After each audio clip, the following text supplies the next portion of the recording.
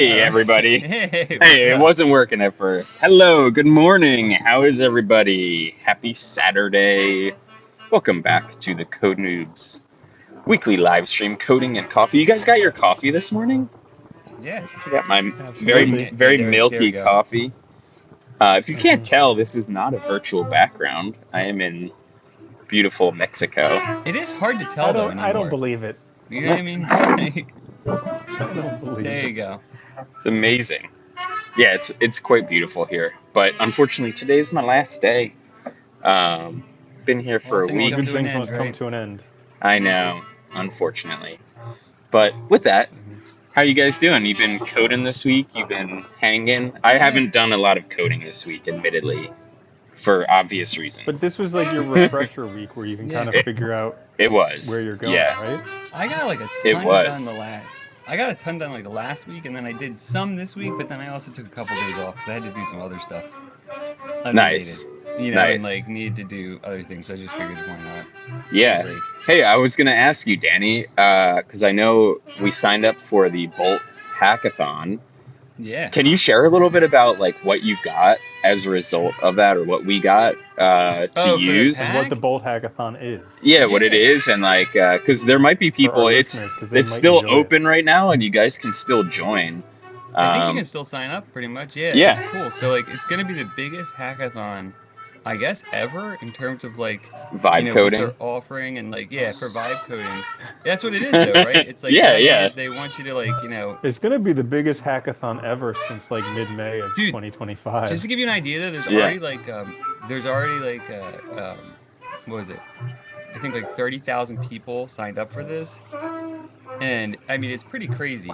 So yeah, but with Yeah. the builder, like when you register, they gave a builder pack, and they were announcing this, but they didn't tell you what was in it. But it's pretty cool because like they gave us like it's like a ton of stuff in there. So you get Bold Pro for free. They give you how am I look up right now so I don't mess anything. But you get Bold Pro for free, which is cool because that's like 30 or 40 bucks I think for like the month. Yeah. You get a free domain for a year. You get all kinds of other stuff that's really cool. So you get a bunch of like tokens to all these places. So depending on what you use though, there's one for like payments and stuff and doing that you can get for free now. There's like integration of AI I think for free. Just a ton. I think it's like comes out to like over $1,000 if you used everything. That's Um, awesome. you can actually, yeah, you can check it out online if you want. If you go to, if you just go to hackathon.dev, you'll see it for Bold. It's like the biggest one ever. You can register. You can actually see what's in the actual pack and everything. It's pretty cool. Yeah. So I'm excited about it. I'm laughing because I don't know if you can hear me now. I'm laughing because good morning, Chris and Randall Lapointe. They're laughing because there's music playing behind me. I'm like up on the rooftop, and I can't control that music, unfortunately. But it's nice romantic It's music good for you background stuff guys. though, right? Yeah, Do, do, do, do, it's like do, do, do. romantic, Yeah, like little Frank elevator Sinatra. music. Yeah, pretty much. Like oh here you go. I don't know what all these companies are, but like Algorand Foundation, you get Yeah, 512 credits for that for API credits. that's like Revenue a Cat, you get Algorand. I free. think is a cryptocurrency, right? Yeah, you get 11 labs. So we get 11 labs. We get 100,000 credits for free for Wow. that, which is like, then that's for like creating. It says like cloning quality audio. Making stuff like for like I guess like content, which is cool. Yeah, there's like Yeah. tons of stuff. It's insane. They like included a lot, so I'm pretty excited to check all Yeah. that out. I gotta set all that up now because it's like a Nice. million freaking. It's like literally Yeah, like they a give you so much. You're like, coupon great. code for everything, Let and me I'm like, let me spend a week just setting up all this free stuff I got. But I mean, I Well, think it's they kind did a of good job though in the sense that like, they don't know what people are building Yeah. and so it's like they tried to kind of it seems like they tried to get kind of everything they could for like, to kind of balance it so everybody has like what they need, Yeah. That's which I cool. thought was cool. What were you gonna say, Randall? well. So I was watching this video this week by Fireship about what Google just came out with. How basically it's creating everything. It's doing its own Yeah. coding. It's coming up with its own ideas for coding. It's creating videos and all Yeah. this stuff. So like basically, at this point, I remember in Elon Musk's most one of the most recent biographies, he was talking about how he just wanted to create all this AI stuff so that people could do whatever they wanted and everybody would be getting universal basic income because there'd be Yeah. nothing for them to do. And it seems like that's the way things are going, where people aren't going to be able to have anything to do anymore. And maybe it could, but it could also be like a creative renaissance, because Yeah. even though AI will take all the busy work and all, like if you hate your job, AI will probably take it. But like Yeah, for creatives and stuff like that, even though AI can create, there's also, it could be like a new renaissance, you know? Well, you know what though? yeah, Actually, to that point, I think it's like it kind of reminds like, when we first got back into coding, like I was blown away by like all the frameworks and stuff that empowered like one person to be able to make stuff that you couldn't do before. Like full web apps that like used to require whole teams. A person could reasonably do with these frameworks, right? And I think yeah, AI's done that for both content creation and coding, where like it's empowering one person to do so much more than they could ever do before. And it's kind of cool. So I think in that sense, like, yeah, you could have something like a Renaissance, like all kinds of new ideas, all kinds of new creations, and just stuff getting out there. yeah. Totally You, insecure. No. yeah. I saw an article this week that was like, is clean code gone forever?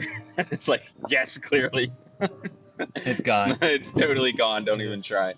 No, but you made me You think know, of. Sorry, I was just gonna share this book that I was reading because you made me think of. The one piece that's sort of missing in all this. Like, yeah, you can build an app, you can like iterate over it, you can figure out ideas for an app, you can build a whole back end. All of that stuff you can do with AI now, but I think one of the most overlooked pieces of the whole picture of building an app Is and what you really do like, afterwards? yeah, like the whole solo founder journey is like, yeah, you built this thing, but now how do you get people to use it, right? It's not like you just put it out there and there all of a sudden there's so many people who want to use it. And so I think one of the biggest things is, how do you market that? How do you get more people on your app and understanding your story? And so I've been reading this book this week that's really good. It's called, I think it's called Selling Stories. It's by Matthew Dix. And he's just talking about how there's stories in our life, like every single day of our life, and we can turn those into, he's worked for like huge companies like Microsoft and Slack and like consulting, and helping them build the stories around their software. And so I think that's the last piece, is that people need to understand not just how to build it, but then how to market it and how to build an audience that really believes in the app and uses it. What's cool about that book too, because I started reading it as well, and I like the idea of that, is that like it's like not just being like, here's my product, look at Hmm. this crap, Hmm. blah. It's like actually getting them to engage in a story and see why they should use it, right? Like to tell a Yes. story that changed. Because like the other thing is like you're gonna build stuff that, guess what, it's already out there. Yeah, And yeah, exactly. yours might be different, but it's probably does the same thing because come on, dude, there's billions of people, there's plenty of room for multiple stuff in the marketplace, right? It's just, Yeah. and you can get that edge by marketing it better through Yeah. telling these stories rather than Yeah, just like, like throwing out, social media pictures and stuff and whatnot and basic ads. yeah, in the beginning, he told this story about how he became a consultant for Slack at the time when Microsoft released, I think it was like Microsoft Teams. It was Teams, yeah, Yeah, yeah, they, that they they were just, released it to everybody for free. And so it basically was more or less the same thing that Slack was. And Slack started freaking out. They were like, how are we going to compete with this, right? Like, how are we going to show that we're something different, especially since they're just offering it for free?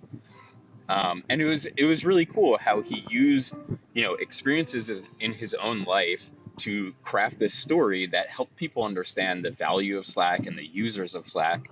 Basically, what he said is, there's three different types of users of Slack, and then he related that to cooking. Oddly enough, right? How people progress through like knowledge of, at first you can cook like one thing like really well, right? Maybe it's like mac and cheese, right? And then you start getting like cookbooks, right? And so then you learn how to cook more, right, using cookbooks. And then after that, you turn into sort of like a professional chef where you can just like open your fridge and see what ingredients there are and then just cook based on that. And so he well, that, related that to the users of Slack, and it touched people in a way that's like, related to their everyday life. yeah, that was a good story, and that was like in the forward. And what I also liked about it too was like the emphasis on like, because he says right in the beginning of it too, like don't worry about what your friends and family think. Don't worry about like, get prepared to write bad stories first. And I think Yeah. we always have this misconception with everything, and we all did it with coding too, right? Where you expect to sit down and be the best Yeah. instantly, and it's like, Yes. why the hell would you be? you've never done this before. But if Yes. you keep doing it, right, it's going to get better. And I think the cooking example is really good for that, right? That it's like you're going to keep doing this and iterating over it, and eventually you'll get there. But it's Yeah. like the point is to keep trying because that's what's going to sell way more than anything else. Because nowadays, there's so much stuff competing for people's attention too. Yeah. And you need a way to like get in their brain and get them to see why they should do this. Yeah, what I thought was really interesting too is like he has some pretty like crazy stories about like he was in a car accident, like flew through the window, like died on the side of the road, was resuscitated in the ambulance. And he's like, he made a profession out of telling these stories. And he's like, it's funny, at some point I realized I just needed more stories, right? And so he was saying that the he started basically tracking like stories that happened on a daily, like day-to-day basis.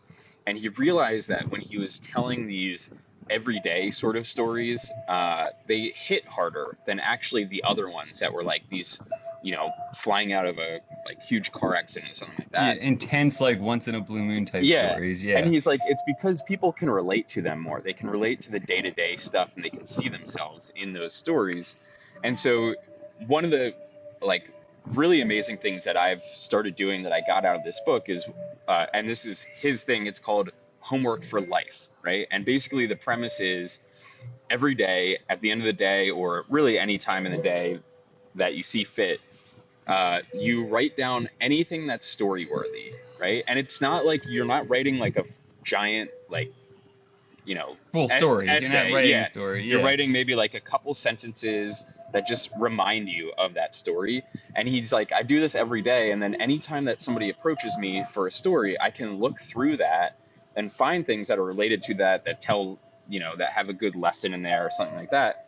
And I was thinking about that. I already started doing that, and it's actually quite an amazing practice because one of the things that he mentioned is like people actually feel like life moves slower as a result of it because you're actually tracking like every day of your life. It's not like you go through a day and it's just gone and that's it. It's like you have a memory from every single day. And I was thinking about this too, and I was like, dude, if you connect like AI to that, like you put that into an AI, you can get so much out of that, not just in like telling stories, but just personal growth too of like, hey, these things happen like frequently to me, or I react certain ways to these things. Like you can get so much insight into that. So I thought that was a super powerful practice, and I set that up on my phone, like just to Google Drive, so like I can just pop it open and like write whatever I want in there. Well, Um, that's a great thing too, is now it's like you don't even need to carry a pen and paper on you. I mean, right? everybody Yeah, has your phone, like and people are on it all the time. There's no reason not to just like take that yeah, time to jot that down. yeah. Yeah. And you can even attach like pictures and videos to things too. Like if something happened and you're like, took pictures of it, like you just put that in the Google Drive too. It's like it's pretty crazy practice that is very On that powerful. note, I did read that like Google's released their image generation's gotten a lot better. They Yeah. also release now too their own video creation, which apparently is Hmm. very good. And that's the other thing I'm wondering is like what's gonna happen with like content now with like these things capable of making video. Like, Hmm. is it gonna show Yeah. up in like everything eventually? Or there gonna be whole Oh, movies made out of 100%. it? It's what's going to Yeah. be Yeah. streaming on Netflix. 100%. Yeah. Yeah. But I had a question for you guys regarding Google Yeah. because Google repeatedly comes up at the top of Gemini comes up at the top of all the benchmarks. Hmm. But my personal experience with using Gemini is garbage compared with like ChatGPT and Claude. I was Yeah. curious if you guys felt the same way or if Oh, it's I just am use I just really bad at using it? no, I use Google 2.5. The Pro is awesome. I Yeah. get such good results from that. They were Gemini, I think was worse early on with coding. It didn't do image creation very well, but they've been focusing a lot on that. And also like you need like either API access or the Pro account to really access their better stuff for the most part. Like although I found their models that are free now, because that's what I use, have gotten way better. I don't know what Yeah. if your experience is the I same. I think I mean honestly, I feel like across the board they're all fairly equivalent. All Yeah. of the different ones with minor like improvements for certain things on different ones. The I was actually watching some videos on the benchmarking uh, for AI. And, a couple of years ago, a lot of the benchmarking was just like difficult math problems or things like that. And it's gotten significantly harder to actually do realistic benchmarks for these because they're almost more intelligent than humans. And so it's gotten to the point where, like, I think these benchmarks, whatever they're saying, doesn't really matter that much. And also, AI is not deterministic, right? So a lot of that depends on the temperature you have set at, the actual prompt you have, what context it has or has Well, that was access the other thing to. I was gonna say is like I've always used it fairly often, so I think it has, when I ask it stuff, I get better results because it knows, it has all that context of my history of using it. So if you're Yeah, just using it one off, you're probably gonna get worse results for the most part. And LaPointe just said too in the comments that he uses it now exclusively 2.5 Pro for everything outside of Cursor. yeah. So What are, it's what gotten are a lot you better. what are you mainly using it for? For code or No, not for code, for penetration like testing? personal Or, stuff. oh, Yeah, for hacking stuff, for therapy, for yeah. you know, all the I important things. Hmm. yeah. It's basically the same, right? Yeah, I think See, it I would just think for therapy, if you've used ChatGPT a lot, that's gonna be better because it Yeah. already yeah. has the context, right? I think also, Hmm. like, for things like that, I would probably uh, look for like larger context windows. Like GPT 4.1 has like a million Yeah, token it's context insane. window, so like it can it just can know a lot more. Like, it doesn't lose track of what you've been talking about. I also think one thing that might be um, beneficial is if you have like old chats, have the chat actually summarize everything, and then you can pull that into a new chat so that it gets, a summary of the context. Mm. Because you can see it in a lot of models where once you start talking to it enough, it starts losing track of the things you said early on. Um, Hmm. so I've definitely seen that. I think, I haven't used Gemini itself outside of Cursor, but for Cursor, it works pretty well, I would say. Yeah, I think it works There's really good in Cursor, and you get yeah, access to the higher models there because it's like through the API. But yeah, I tend to use, to be honest, like, because I still have a ChatGPT account, so I use hmm that probably the most outside of Cursor. hmm But I also always have Gemini same, open and Claude as well. So I kind of use all three, and it just depends. And sometimes like I'll ask the same thing to all three because I'm trying to get to something specific, especially like with images and yeah, stuff, things like that, where like I'll just kind of ask the same to two or three models, see which one gets me the best first result, and then iterate with that one to get what I want. And yeah, that seems to be the fastest approach. yeah. Cool. Very cool. What else has been Oh, going so on? Go ahead.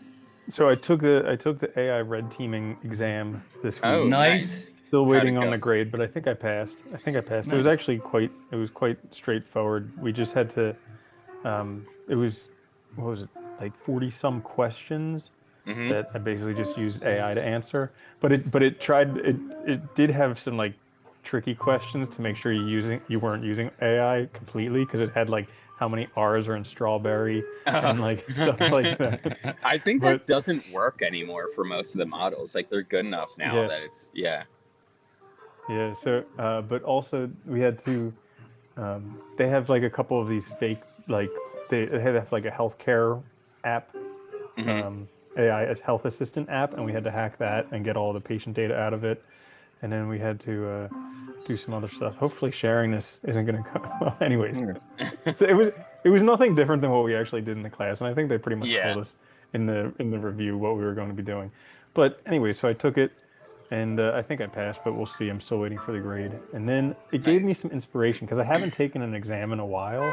Mm. I forget what the last exam I did was, but I Yeah, you're have on a kick for a the while, test after I test was on a after kick for a test. while, and Yeah. then I finished all the course material for the certified bug bounty hunter on Hack the Box. So, and I have a voucher that's good for 2 exam attempts that runs out in like beginning of July. So I was figuring I might as well just Sweet. go ahead and take that the first time, see Yeah. what that's like, and then maybe I'll get that one too. That'd be Yeah. Well, sick. if you took it soon just to see what it's like, then you could still get Yeah, another attempt in before they expire. yeah. Yeah. Yo, I Yeah. wanted to ask you. Remember we were doing that? I don't know if that was in the inner circle or here, but we were doing the hack a prompt thing, and you were showing how you Yeah. couldn't get that one without pushing out the context window. Did you ever Oh, attempt that and find any other solution? dude, I tried so many things. There was one that, okay, so apparently somebody was able to do it because like the thing is, so a lot of people come up with like brand new prompts and they're also using these automated tools like Pirate and Grok that Yeah, actually do like automated red teaming. So it just basically brute forces these things until it finds a solution. yeah, And Yeah. so, or it fuzzes them.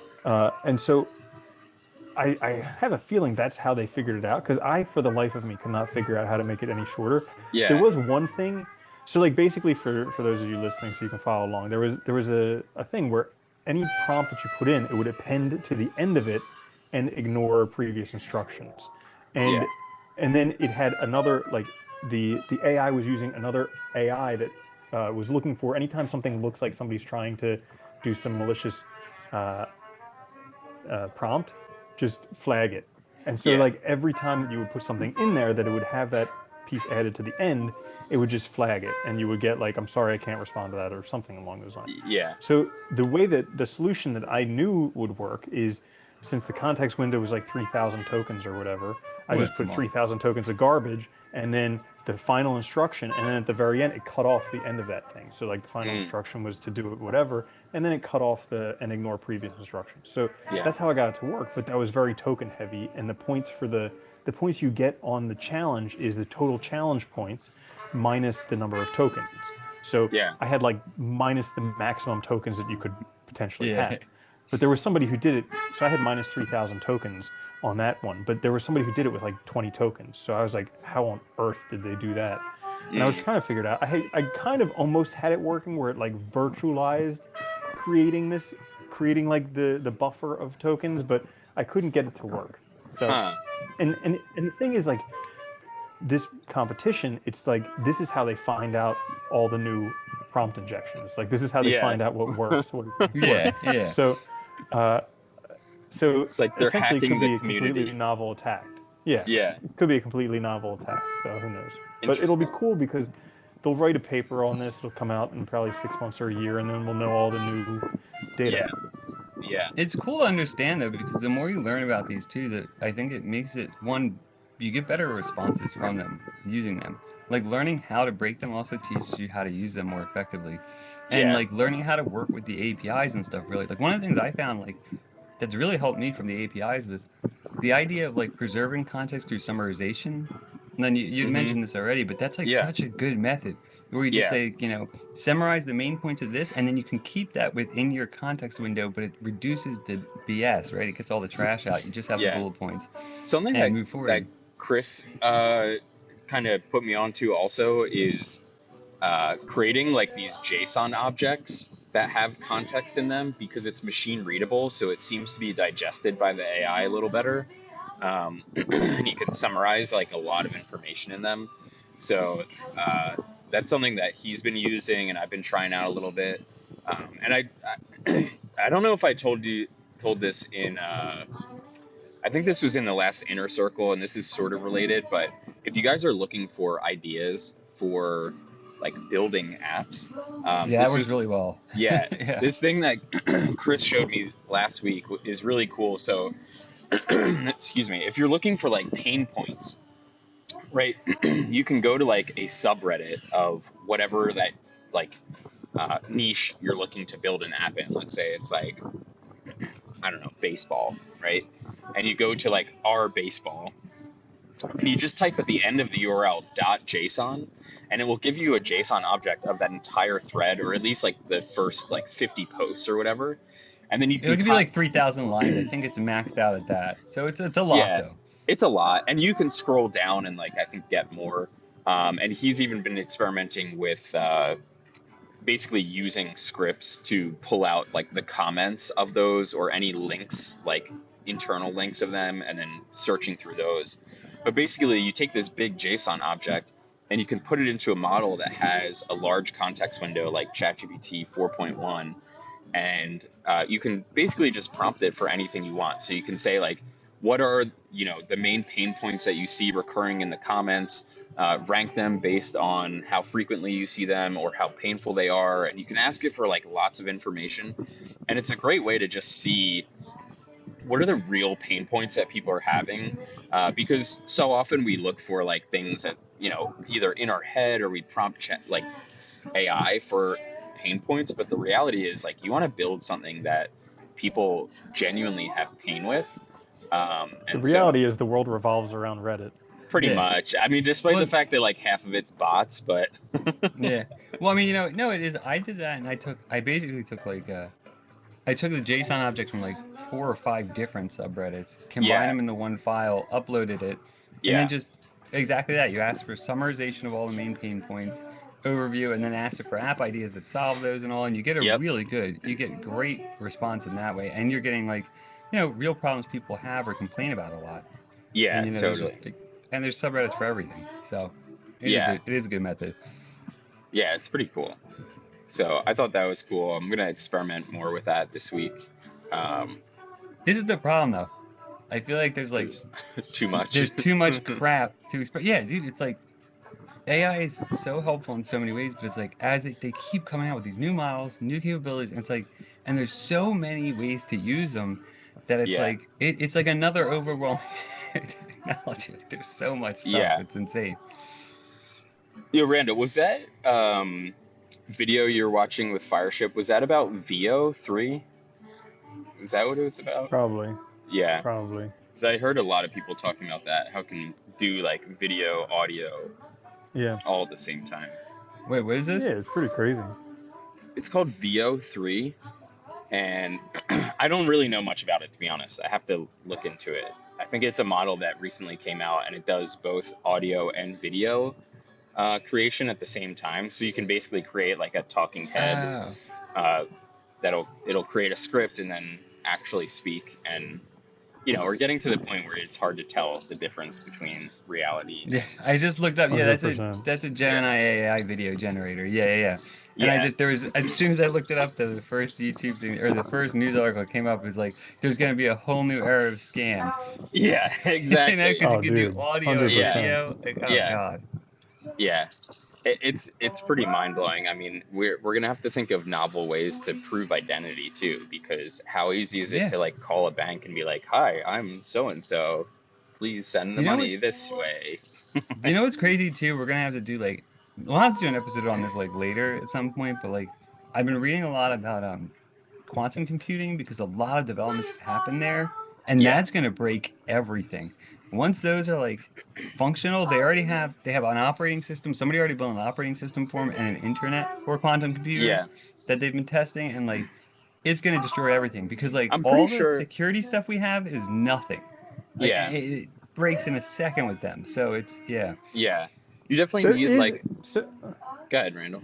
yeah, there are different signatures that you can use. I forget what they're called, quantum computing. So there, I mean, the potential is there for a big threat, but I think also we kind of have some solutions for that threat. It's just basically the encryption schemes that we use now will not be reliable, so we'll just No. need to upgrade Yeah, Yeah, to yeah. something quantum Also, resistant. right now there's nothing to worry about either because they can only run those things at like negative 273 Kelvin. So it's not like you can run them like in like a regular, locally. like Oh, your freezer ridiculous. doesn't go down to that? Yeah, like You don't have it's an absurd. anti-zero I freezer? It costs local. like millions of dollars to turn it on. So I think we're okay right now. But Yeah. yeah, I'm pretty sure All right. IBM has a way for you to actually use some of those if you want to. Like you can get access to them through the internet, which is kind of that's cool. cool.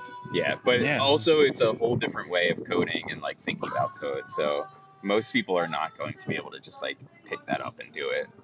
So Oh no, it's very different. Yeah, because you have like different states of like existence and all. It's weird. Yeah.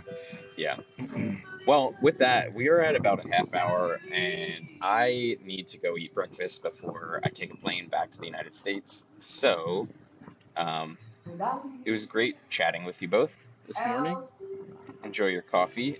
If you guys are interested in joining a community of developers who are talking about these new things like AI and coding frameworks and red teaming and cybersecurity and all that good stuff, we have just the thing for you. It's called the Code Noobs Inner Circle.